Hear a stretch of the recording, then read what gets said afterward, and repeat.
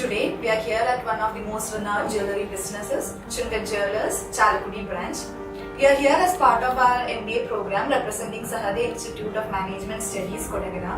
We are here to take an interview, and the interview is all about an interactive section with an industrial expert and first year MBA students regarding the organization behavior models and concepts. The theme of today's interview is leadership and management theories along with motivational theories under organizational behavior. It states the importance of leadership, motivation and emotional intelligence in a professional workplace. We are delighted to welcome Mr. Ranjit Paul, the managing partner of Chungat Jewellers and a well-established entrepreneur having 25 years of experience in the retail jewellery business. Academically, he is a mechanical engineering background graduate with an MBA and is pursuing Executive MBA from IIM Calcutta. Good morning, sir. We are really honored to have you with us today. To begin with our interview, first of all, sir, could you share your early career and what motivated you in taking leadership roles in such diverse sectors? ഈ ചോദ്യത്തിന് രണ്ട് ഭാഗം ഉണ്ടെന്ന് കരുതുന്നു. ഒന്ന് early career എന്ന് പറഞ്ഞാൽ ബിസിനസ്സിൽ എൻ്റെ ഒരു എക്സ്പോഷർ വരുന്നത് സ്കൂൾ കാലഘട്ടത്തിൽ തന്നെയാണ്. എൻ്റെ ഓർമ്മ ശരിയാണെങ്കിൽ 7ാം ക്ലാസ് തൊട്ട് ചിലപ്പോഴൊക്കെ അന്നത്തെ ചെറിയ കടയാണെങ്കിലും ഒന്ന് കടയിൽ ഇരിക്കുമായിരുന്നു. അത് എല്ലാ ദിവസവും നമുക്ക് ഹാൻഡ്സ് ഓൺ എക്സ്പീരിയൻസിന് അവസരം കിട്ടില്ല. നല്ല അവസരം കിട്ടുന്നത് തിരുവോണത്തിൻ്റെ ദിവസമായിരിക്കും. അന്ന് എല്ലാ കടകളും മാർക്കറ്റ് അങ്ങനെ അടഞ്ഞു കിടക്കുന്ന സമയത്ത് തിരുവോണ ദിവസത്തിൽ ബന്ധു വീട്ടിൽ പോകുമ്പോൾ ചെറിയ മോതിരവും സമ്മാനങ്ങളൊക്കെ അമ്മായിമ്മയ്ക്ക് വാങ്ങിച്ചു കൊടുക്കുന്ന രീതിയൊക്കെ പണ്ടുണ്ടായിരുന്നു. അങ്ങനെ വാങ്ങിക്കാൻ വരുന്നവർ ലാസ്റ്റ് മിനിറ്റ് പർച്ചേസിൻ്റെ ഭാഗമായിട്ട് പോകുന്ന വഴിയിൽ ഏതെങ്കിലും ഷോപ്പ് ഉണ്ടെങ്കിൽ കയറി വാങ്ങും. അപ്പോൾ ജീവനക്കാരൊക്കെ അന്ന് അവധിയായിരിക്കും. അപ്പോൾ ഞാനും എൻ്റെ അപ്പനും ചേട്ടനുള്ള സമയത്ത് ചേട്ടനും കൂടി വന്ന് കട തുറക്കും. 10 മണിക്ക് കട തുറക്കും. വീട്ടിലെ അമ്മ ഓണസദ്യയുടെ പ്രിപ്പറേഷൻസ് തുടങ്ങിയിട്ടുണ്ടാവും. ഒരു 12-12:30 വരെ ഞങ്ങൾ 3 പേര് കൂടി കസ്റ്റമേഴ്സിന് അത്യാവശ്യം കാണിക്കും. എൻ്റെ ഓർമ്മയിൽ ഒരു 6, 7, 8 ബില്ലൊക്കെ ഞാൻ മുഖാന്തരം കാണിച്ച് വിലയിടാനൊന്നും അറിയില്ല. സാധനം എടുത്ത് കഴിയുമ്പോൾ അത് അപ്പൻ്റെ കയ്യിൽ കൊണ്ടുകൊടുക്കുക, അപ്പൻ വിലയിടുക. അത് ഭയങ്കര ഒരു സന്തോഷമുള്ള ഒരു ഓർമ്മകളായിരുന്നു. അതായിരുന്നു ബിസിനസ്സിലേക്കുള്ള ആദ്യത്തെ ഒരു എക്സ്പോഷർ. പിന്നെ ഡൈവേഴ്സ് ബിസിനസ്സിനെ പറ്റി പറഞ്ഞു. ഒരു ആദ്യ കാലഘട്ടങ്ങളിൽ ഓരോ സംരംഭകനും അവൻ ചെയ്യുന്ന തൊഴിലിൽ 100% അവൻ്റെ എഫേർട്ട് ഫുള്ളായിട്ട് ഇടേണ്ടി വരും. ഒരു ഘട്ടം കഴിയുമ്പോൾ നമ്മളത് ഡെലിഗേറ്റ് ചെയ്ത് തുടങ്ങും. മറ്റ് ജീവനക്കാരെയും മാനേജർമാരെയൊക്കെ വെച്ച് നമുക്ക് പണികൾ ഡെലിഗേറ്റ് ചെയ്ത് തുടങ്ങാൻ പറ്റിയാൽ നമ്മൾ കുറേ കൂടി ഫ്രീ ആവും. പിന്നെ ഒരു ഘട്ടം കഴിയുമ്പോൾ പണം നമുക്ക് വേണ്ടി സംസാരിക്കും. നമ്മൾ ഇൻവെസ്റ്റ് ചെയ്യുക ചെയ്യും. ഇൻവെസ്റ്റ് ചെയ്താൽ നമ്മുടെ ടീം നമുക്ക് വേണ്ടി വർക്ക് ചെയ്യും. അപ്പം അങ്ങനെ സമയവും നമുക്ക് ഇഷ്ടം പോലെ കിട്ടുമ്പോൾ നമുക്ക് ഇഷ്ടംപോലെ ഡൈവേഴ്സ് ആക്ടിവിറ്റിയിൽ നമുക്ക് ഒരേ സമയത്ത് വർക്ക് ചെയ്യാൻ പറ്റും. So it is delegation. So how do you stay motivated in your role and keep the team motivated during the challenging situations and period of workload? Motivation എൻ്റെ തോന്നലാണ്, മോട്ടിവേഷൻ ജീവിതത്തിൽ ഓരോ തലത്തിലും ഓരോ അർത്ഥമായിരിക്കും. പഠിക്കുന്ന സമയത്ത് നമ്മുടെ മോട്ടിവേഷൻ ചിലപ്പോൾ മാർക്ക് വാങ്ങിക്കുക എന്നുള്ളതായിരിക്കും, ചിലപ്പോൾ അടുത്തുള്ളതിനേക്കാൾ കൂടുതൽ മാർക്ക് വാങ്ങിക്കുക എന്നുള്ളതായിരിക്കും. അതുപോലെ തന്നെ ബിസിനസ്സിലും ഏർലി കരിയർ സ്റ്റേറ്റിൽ നമുക്കൊരു ഇത്ര turn ഓവറിലെത്താന്നുള്ളതായിരിക്കും.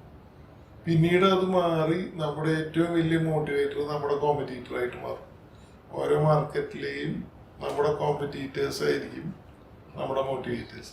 Sir, can you share one of the critical decisions that you had to take under pressure?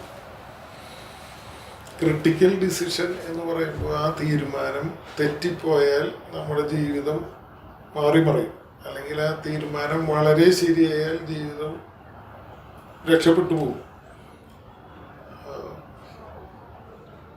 നമ്മൾ ഒരു ബിസിനസ്സിൽ വളർന്നു വരുമ്പോൾ എടുക്കുന്ന തീരുമാനങ്ങൾ ഒന്നായിരിക്കില്ല, പലതായിരിക്കും. You keep on making decisions.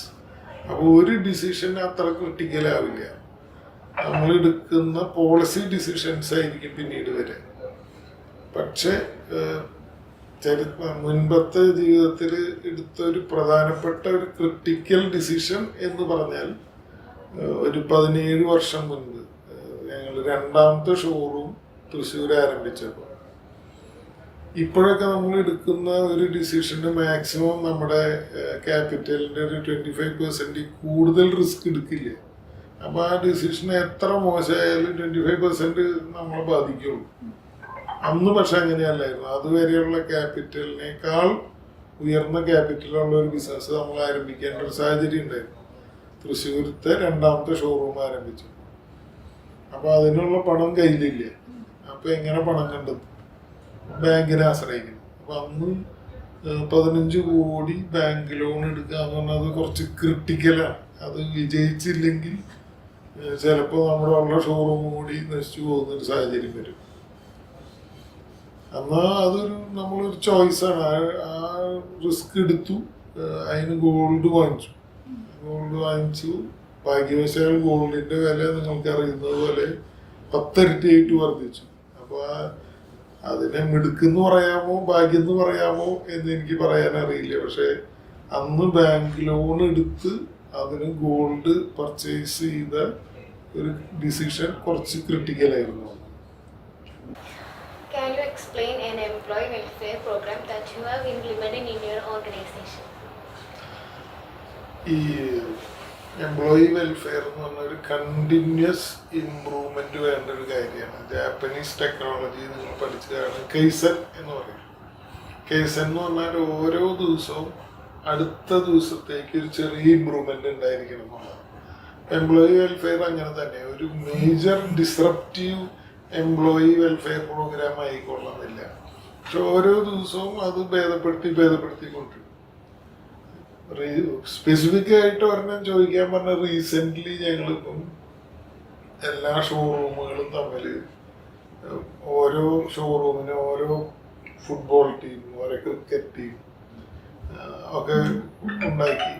അപ്പം ഇവർ ഇതിനു വേണ്ടി ഡെയിലി പ്രാക്ടീസുകൾ ആരംഭിച്ചു. എല്ലാ ദിവസവും വൈകുന്നേരം ടർഫ് ബുക്ക് ചെയ്ത് അവർ അതിൻ്റെ കോച്ചിങ്ങുകളും പ്രാക്ടീസുകളും ആരംഭിച്ചു. അത് കഴിഞ്ഞ് ഞങ്ങൾ ഇന്റർ ബ്രാഞ്ച് ഒരു മത്സരം നടത്തി. അതൊക്കെ എംപ്ലോയീസിനെ അങ്ങോട്ടും ഇങ്ങോട്ടും ഒരു കൊഹഷൻ ഉണ്ടാക്കാനായിട്ട് സഹായിച്ചു കാണും. പക്ഷെ അങ്ങനെ ഒന്നുകൊണ്ട് കാര്യങ്ങൾ നടക്കില്ല. It is A continuous improvement process. What advice would you give for MBA students aspiring to take leadership roles? India 130 കോടി ജനങ്ങളുള്ള ഒരു രാജ്യമാണ്. അപ്പം ഇവിടെ എന്ത് ചെയ്താലും മാർക്കറ്റ് ഉണ്ട്.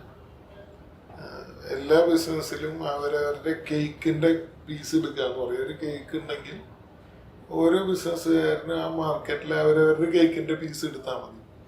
ഇന്ത്യ പോലത്തെ ഒരു രാജ്യത്ത് വലിയ കേക്ക് ഉണ്ട്. എന്ത് ചെയ്താലും ഇവിടെ മാർക്കറ്റ് ഉണ്ട്.